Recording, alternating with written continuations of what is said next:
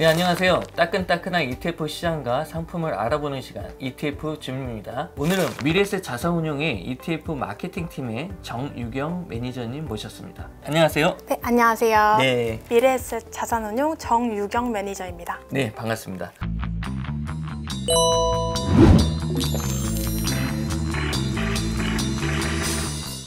여전히 지금 미국 투자에 대한 관심이 아주 뜨겁습니다. 미국 증시가 연이어서 지금 하루가 멀다고 지금 신고가를 계속 경신하고 있는데요. S&P 500은 그러니까 올 들어서 최고가를 36번째 경신했고 나스닥 지수는 26번째 경신했다고 합니다. 미국 시장이 이렇게 좋다는 건 이제 알겠는데 그럼 이거 전망을 좀 어떻게 보시나요? 말씀 주셨던 것처럼 24년 상반기 생성형 AI부터 반도체 슈퍼사이클까지 많은 요인들이 좀 지수 상승을 독려했는데요. 네. 최근에는 금리 인하 기대감이 좀 가시화되면서 하반기 랠리 지속 기대감을 더욱 높여주고 있습니다. 그렇죠. 엑셀레이터를 밟고 있는 맞습니다. 네. 특히 금리 인하 기대감 같은 경우에는 연준의 통화정책 초점이 인플레이션에서 고용으로 옮겨가면서 더욱 가시화됐다고 볼 수 있는데요. 6월 미국 실업률은 4.1%로 시장 예상치를 상회했고요. 11일 날 CPI가 발표됐었는데 3.0%로 네. 시장 예상치를 하회했습니다. 패드워치에 따르면 금리 선물 시장에서는 9월 금리 인하 가능성을 95% 정도, 12월에 추가 인하 가능성을 94% 정도로 분석하고 있습니다. 하지만 아시다시피 11월에 미국 대선이 조금 예정되어 있는데요. 대선으로 인해서 단기적으로 주가 변동성은 있을 전망입니다. 앞서 말씀드렸던 CPI나 이런 주요 지표들, 그리고 12일부터 주요 기업들의 2분기 실적 발표가 좀 시작됐는데요. 이런 실적 발표도 주목할 필요성이 있습니다. 저도 사실은 미국 증시의 장기적 성장 전망은 동의를 하거든요. 근데 문제는 이 최근 주가 너무 많이 오르다 맞습니다. 보니까 투자하기에 좀 주저하시는 분들이 있어요. 특히 이제 주요 기업들 밸류에이션이 좀 높아졌단 말이에요. 근데 이 부분에 대해서는 좀 어떻게 생각하시나요? 지금 증시 상승이 좀 긍정적으로 받아들여지기도 하지만 반대로 말씀 주셨던 것처럼 주요 기업들의 밸류에이션이 높다, 네. 이런 우려도 함께 있는데요. 네. 실제 S&P 500 지수를 좀 살펴봤을 때도 지난해 1월부터 올해 6월 말까지 43% 정도 상승했는데 네. 그중에서 M7 빅테크 기업들의 상승률이 137%에 달했습니다. 그러면 M7을 제외한 기업들은 한 20% 정도밖에 상승을 하지 않았다라는 의미이기도 한데요. 그러다 보니까 S&P 지수 내에서 M7 기업들의 비중이 좀 많이 높은 상황이긴 합니다. 현재와 같이 소수 종목에 좀 의존된 경우에는 개별 기업의 주가 변동성이 지수 전체의 주가 변동성으로 좀 이어질 수가 있어서 경계가 필요한 상황은 맞긴 합니다. 그러면은 소수 종목 그리고 어떤 특정 업종의 이 쏠림 현상이 이제 있는 국면이다 이런 말씀이신데 네.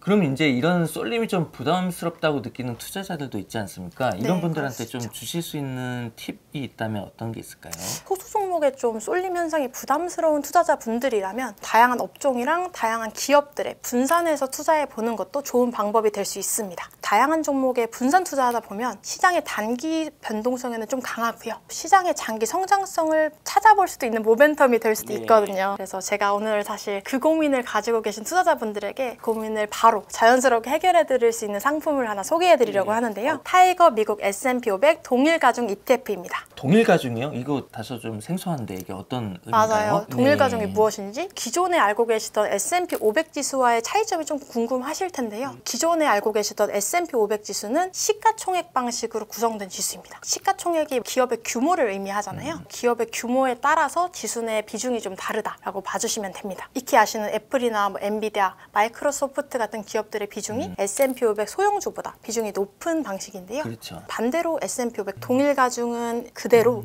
기업의 규모와 관계없이 S&P 500 종목에 모두 동일하게 투자를 합니다. 500 종목이니까 0.2%씩 좀 대형주랑 그리고 소형주랑 같이 투자를 하면 소수 종목에 쏠림 현상도 없고요. 업종 섹터에 대한 쏠림 현상도 없습니다. 표를 통해서 좀 두 가지를 비교를 해보면요. S&P 500에서 가장 비중이 높은 섹터가 IT 섹터인데요. IT 섹터의 비중은 30%에 달하고 또 상위 10종목의 비중은 36%에 달합니다. 하지만 S&P 500 동일 가중은 IT 섹터가 13%밖에 되지 않거든요. 다른 업종들과도 균일하게 상위 10종목은 앞서 0.2%씩 투자하니까 10종목이면 2%가 되겠죠. 다양한 종목과 업종에 투자하는 효과를 가집니다. 그럼 이제 말씀 들어보니까 이제 타이거 미국 S&P 500 동일 가중은 이제 IT부터 금융, 헬스케어 이렇게 다양한 섹터나 종목에 이제 투자할 수 ETF다 이렇게 좀 이해가 됩니다. 근데 이게 또 듣다 보니까 또 한편으로는 빅테크 기업에 대한 이 투자 비중이 좀 작아지면은 수익률이 좀 떨어지는 거 아니냐 않을까 이런 또 걱정이 있을 수 있잖아요. 네, 그렇죠.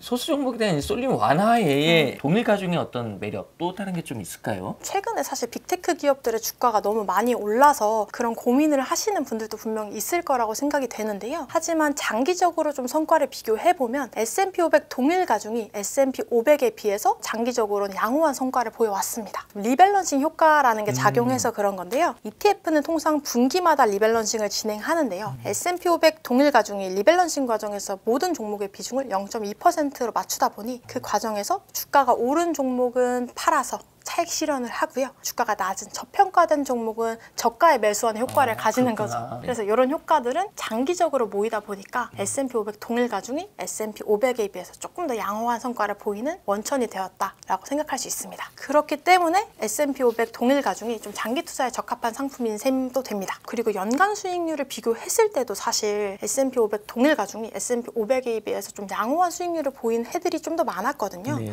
미국 S&P 500뿐만 아니라 유럽이나 일본과 같은 다른 나라들에서도 똑같이 발생하는 일인 만큼 리밸런싱 효과가 엄청나게 크다라는 걸 느낄 수 있습니다. 근데 앞서 처음에 시작했었을 때 이제 금리 인하 가시화가 미국 시장의 하반기 랠리 기대감을 높이고 있다 이렇게 좀 말씀 주셨잖아요. 네, 맞습니다. 또 생각해보면 금리 인하가 기대되는 지금이 왜 S&P 500 동일 가중의 투자기에 적기라고 또 말씀하시는 건가요? 타이거 S&P 500 동일 가중 ETF에 투자하기에 매력적인 이유 딱 두 가지 정도 말씀드릴 수 있을 것 같은데요. 첫 번째로는 금리 인하기에는 중소형주가 대형주에 비해서 아웃퍼폼하는 경향을 좀 보입니다. S&P 500 동일 가중이 S&P 500에 비해서 중소형 비중이 높으니까 그 수혜를 좀 더 많이 받을 수 있는 그렇구나. 거죠. 중소형주는 대형주에 비해서 경기 침체나 아니면 차입 자금에 대한 비용 상승에 좀 더 민감한 영향을 받는 경우가 있어요. 그렇다 보니까 작년에 금리가 좀 높았을 때에는 오히려 주가가 좀 지지부진한 모습을 보였었는데요. 그래서 반대로 금리 인하가 진행될 경우에는 엉들려 있던 주가가 오히려 반등할 수도 있다. 기대해 볼 수 있는 상황입니다. 실제로 금리 인하가 된 이후에 과거 수익률을 좀 살펴보면 S&P 500에 비해서 S&P 500 동일 가중이 조금 더 양호한 수익률을 보였다라고 생각해 주시면 됩니다. 두 번째 이유를 말씀드리면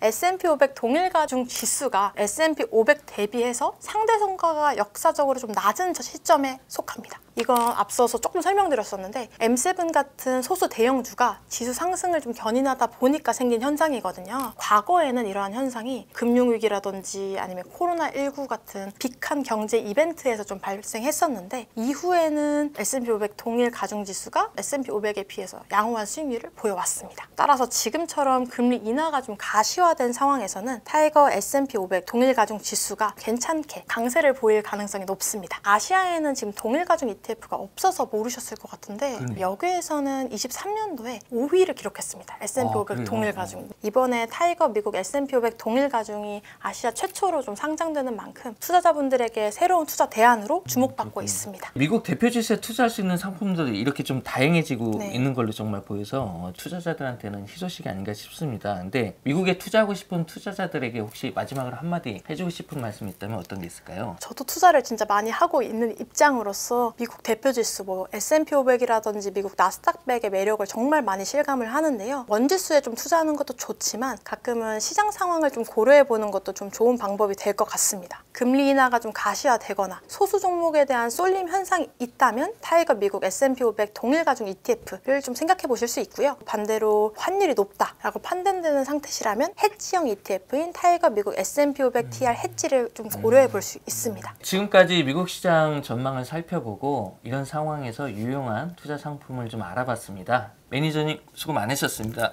네, 감사합니다. 네.